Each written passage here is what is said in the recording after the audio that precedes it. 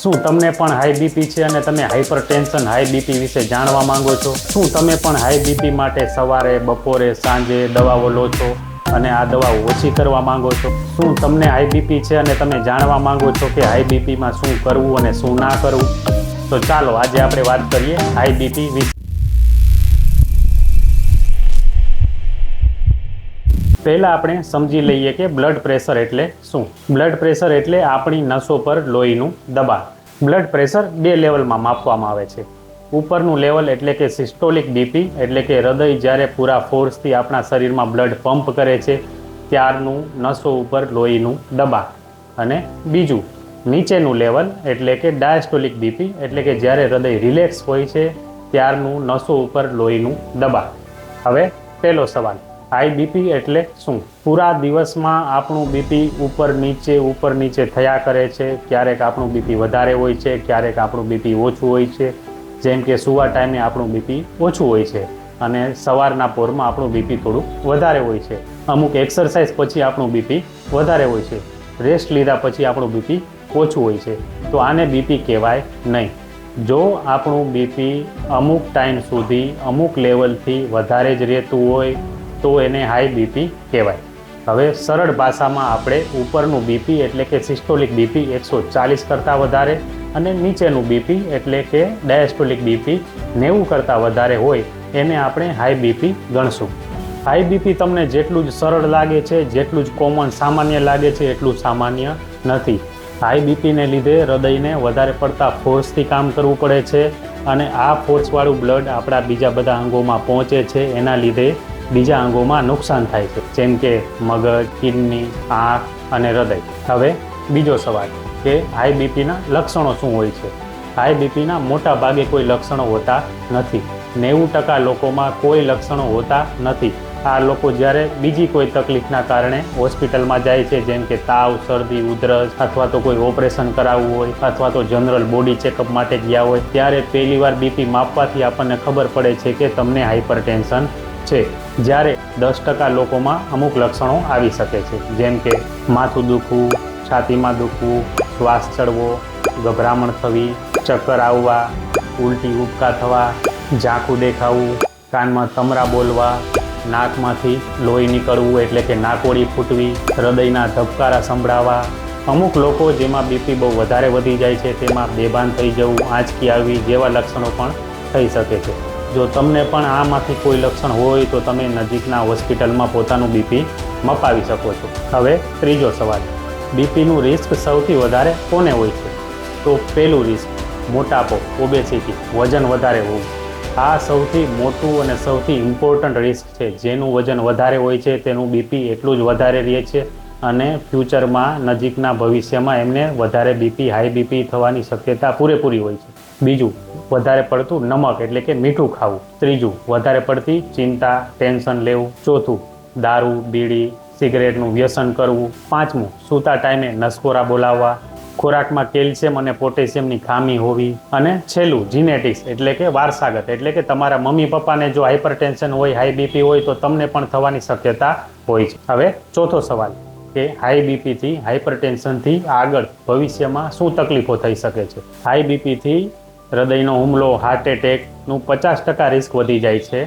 લાંબા ટાઈમ સુધી high BP રહે તો હૃદયની દિવાલ જાડી થઈ જાય છે, હૃદયની દિવાલ પહોળી થઈ જાય છે અને હૃદય નબળું પડી શકે છે. હાઈ બીપી લાંબા ટાઈમથી હોય તો મગજનો હુમલો, પેરાલિસિસનો હુમલો એટલે કે પક્ષાઘાતનો હુમલો, એનું રિસ્ક 50% જેટલું વધી જાય છે. હાઈ બીપીમાં લાંબા ટાઈમે યાદદાસ્ત શક્તિ પણ કમજોર થઈ જાય છે. ત્રીજું, હાઈ બીપીને લીધે કિડનીમાં સોજો આવી શકે છે એટલે કે હાથ પગમાં સોજા આવવા, પેશાબ ઓછો આવવો.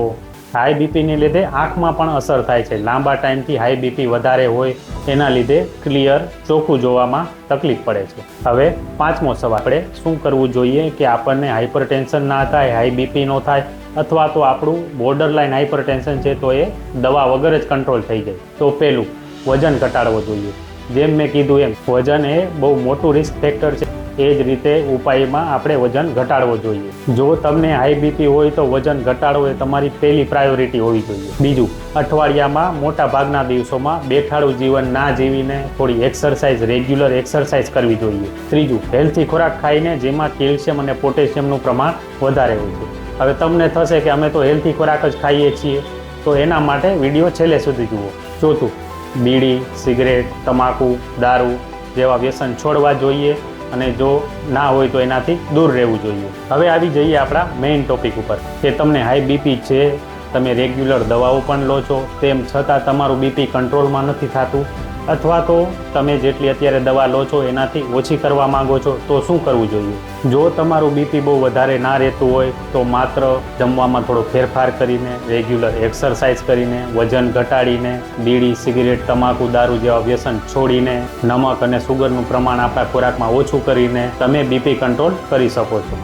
રેગ્યુલર એક્સરસાઇઝમાં આપણે રોજ મિનિમમ ઓછામાં ઓછું 30 મિનિટ ચાલવું જોઈએ. 30 મિનિટ કઈ રીતે? તો ઘરની બહાર થોડું સ્પીડમાં ચાલવું જોઈએ કે જેથી હૃદયના ધબકારા થોડાક વધી જાય, થોડોક પરસેવો વળે. એક ટાઈમ અને શેડ્યુલ નક્કી કરવું જોઈએ, કાં તો સવારે કાં તો સાંજે. પોતાના ફ્રેન્ડ અથવા તો ફેમિલી મેમ્બર સાથે ચાલવા જવું જોઈએ જેથી તમને કંટાળો ના આવે. એક ગોલ સેટ કરવો જોઈએ કે 1 મહિના પછી મારે 1 કિલો વજન ઘટાડવું છે, અથવા તો 1 મહિના પછી મારે 30 મિનિટમાંથી 40 મિનિટ જેટલી એક્સરસાઇઝ કરવી છે. હવે બીજો પ્રશ્ન કે શું ખાવું અને શું ના ખાવું. આના માટે હું તમને એક વાત કરું છું. હવે અમુક સાયન્ટિસ્ટ હતા, એમણે 500-600 જેવા બીપીના પેશન્ટ લીધા. એમણે 2 ગ્રુપમાં વહેંચ્યા, ગ્રુપ 1 અને ગ્રુપ 2. ગ્રુપ 1 વાળાને નોર્મલ ડાયટ આપી કે જે તે લોકો રેગ્યુલર ખાતા હોય. બીજા ગ્રુપમાં સાયન્ટિસ્ટે ચરબીવાળો ખોરાક ઓછો કરી દીધો, સુગર ઓછું કરી દીધું, સોડા, ઠંડા પીણા ઓછું કરી દીધું, ફ્રૂટ, લીલા શાકભાજી વધારી દીધા, ડ્રાય ફ્રૂટ વધારી દીધા, દૂધ અને તેમાંથી બનાવેલી વસ્તુઓ વધારી દીધી. અને એમણે જોયું 2 થી 3 અઠવાડિયાના અંતરે કે ગ્રુપ 1 કરતાં ગ્રુપ 2 જેમાં થોડા ફેરફારો કરેલા હતા એમાં બીપી વધારે પડતું કંટ્રોલ થઈ ગયું હતું. સાયન્ટિસ્ટે આને નામ આપ્યું dash diet, dietary approach to stop hypertension. હવે બીજા સાયન્ટિસ્ટ આવ્યા, એમણે ડેશ ડાયટવાળા દર્દીઓ લીધા, 500-600 જેટલા દર્દીઓ લીધા, એને 2 ગ્રુપમાં વહેંચ્યા. ગ્રુપ 1ને 5 ગ્રામ જેટલું નમક આપ્યું, ગ્રુપ 2ને 1.5 ગ્રામ જેટલું નમક આપ્યું. અને 2 થી 3 અઠવાડિયાના અંતરે તેમણે જોયું કે ખાલી ડેશ ડાયટ કરતાં ડેશ ડાયટ અને 5 ગ્રામ નમકવાળા દર્દીઓનું જે ગ્રુપ હતું એમાં બીપીમાં વધારે પડતો કંટ્રોલ આવ્યો, અને એના કરતાં પણ વધારે કંટ્રોલ જે ડેશ ડાયટ અને 1.5 ગ્રામ નમકવાળું ગ્રુપ હતું એમાં આવ્યું. તો હવે તમને પ્રશ્ન થશે કે હું મારા માટે ડેશ ડાયટ કઈ રીતના બનાવી શકું છું? ડેશ ડાયટ એટલે આપણે ચરબીવાળો ખોરાક ઓછો કરવાનો છે, ફ્રૂટ, શાકભાજી વધારી દેવાના છે, સુગર, ઠંડા પીણા, મીઠાઈ ઓછા કરી દેવાના છે, દૂધ અને તેમાંથી બનાવેલી વસ્તુઓ થોડીક વધારી દેવાની છે, અને ડ્રાય ફ્રૂટ પણ રોજ ખાવાના છે. હવે આવો જ એક સિમ્પલ ડાયટ પ્લાન આ મુજબ છે. આ ડાયટ પ્લાનમાં પણ આપણે રાખશું 3 મોટા મીલ અને 2 નાસ્તા.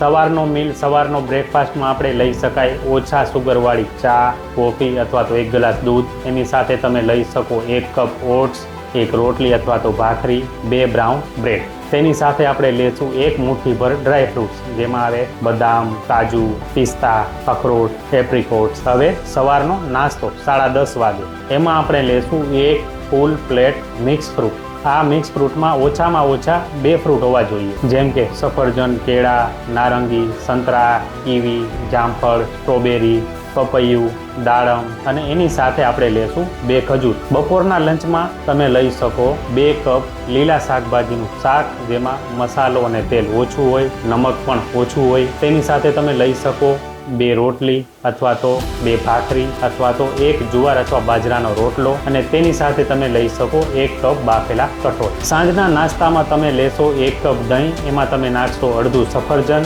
એની સાથે 4 થી 5 સ્ટ્રોબેરી અને દાડમના દાણા. રાતના ડિનરમાં તમે લેશો 2 કપ લીલા શાકભાજીનું શાક, જેમાં તેલ, મસાલા અને નમક ઓછું હોય. તેની સાથે તમે લઈ શકો 1 ભાખરી, અને એની સાથે તમે લઈ શકો 1 વાટકો ખીચડી. રાત્રે સૂતા પહેલાં આપણે લેશું અડધો થી 1 ગ્લાસ દૂધ. તો આ છે સાવ સિમ્પલ અને ઇઝી ડેશ ડાયટ, જે તમે ફોલો કરી શકો છો અને તમારા રૂટીન મુજબ તેમાં થોડા ફેરફાર કરી શકો છો. આઈ હોપ કે આ વિડીયો તમને મદદરૂપ થશે, અને હવે મળીશું નેક્સ્ટ વિડીયોમાં.